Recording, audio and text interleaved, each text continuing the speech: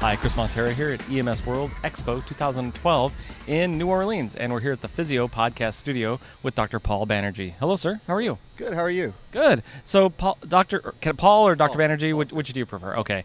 Tell us who you are and where you're from and what do you do? I'm a medical director of Lake EMS. I've been there for 5 years, and we've basically trying to get our cardiac arrest data to be as accurate and as good as possible, trying to optimize survival rates. And it's really great to be here and be with Chris. Chris is kind of my hero. He won the award last year, so he's kind of my role model, and I want to kind of become and achieve levels like he did. But tell me a little bit about the science behind what you're doing. We had talked a little bit about the idea of doing stack shocks and what kind of success rate you've had, but it's more than just shocking and getting rid of intubation. There's a whole science behind that. Briefly describe that for me. What it do is it's basically change the culture of cardiac arrest. What we're doing for cardiac arrest, we're doing non-rebreathers, we're doing continuous CPR. If you have to intubate and you need an airway, you get a king tube. The goal is to minimize time off the chest. We want a CPR fraction of about 90%. And basically our results have been really good. Our Utstein VFib ROSC up at 71%, and our overall VFib ROSC for the compression only is about 69%. So numbers are really good. Our therapeutic hypothermia results from last year, our VFib survival to discharge of 54%.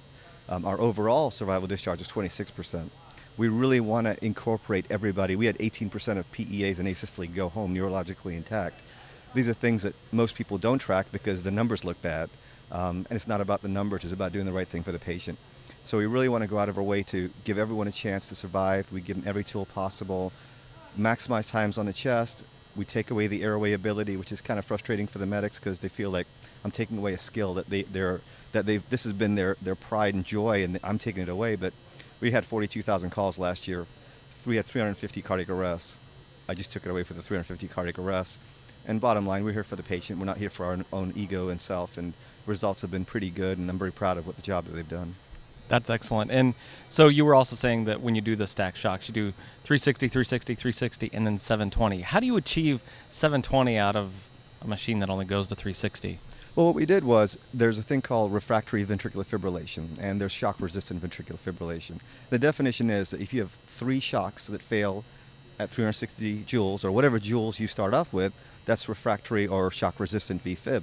20% of patients have that. With the 20% of patients, if you continue along the same path, you're doing them no service, and they're going to die.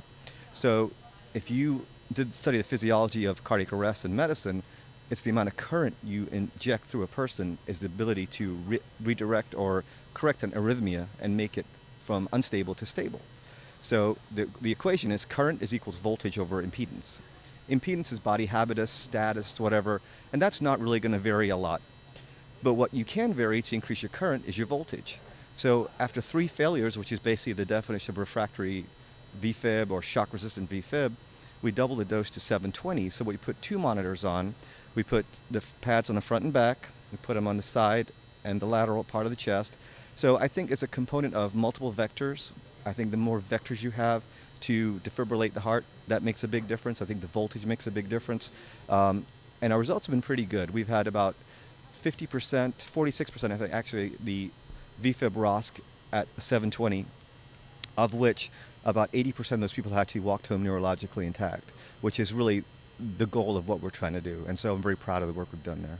That's very cool. That blows me away. So you always thought of them as just mostly dead, not all dead. Yeah. So, and I think what we do is basically, it's hard to change. People don't want to change because change is difficult.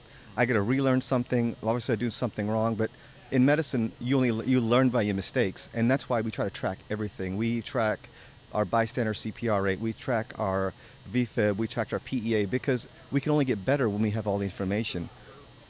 Interestingly, only like 40 cities or 40 areas in the country track and document their VFib ROSCs and the ROSC rates. Well, the reason is because the numbers are pretty bad. So unless you're willing to accept failure and look at it and re-examine and see how you can exchange things and improve, you're never going to get better. So you can start with a baseline. No matter how low it is, you can exceed your expectations, because if you're really bad, you can only get better. Well, sir, thank you so much. Thanks for the research you're doing on this, and probably and challenging innovation. And I think that you'll probably be an EMS 10 award winner soon enough. So just on the work you're doing, I'm very, very impressed. And I think what it does for our industry and what it does for us as providers. I remember when I started in this industry, you had a person standing over you with a gun, making sure you were doing compressions right. And I think we've gone back to that because we've seen how vitally important that is. So thank you, Paul, and thank you for all the work that you're doing in that. I really appreciate it. Thank you very much. And what we're doing with Lake County is we're trying to implement called Take 3. We want to make it simple as possible. With sudden cardiac arrest, 60% of them are witnessed. The way you can improve survival is you educate the public. So with Take 3, there's 3 things you need to do. Keep it simple. Call 911. Start chest compressions and get an AED if you have one. That's the only 3 things you need to do. And just make it simple. Give them something. We're doing a lot of community classes.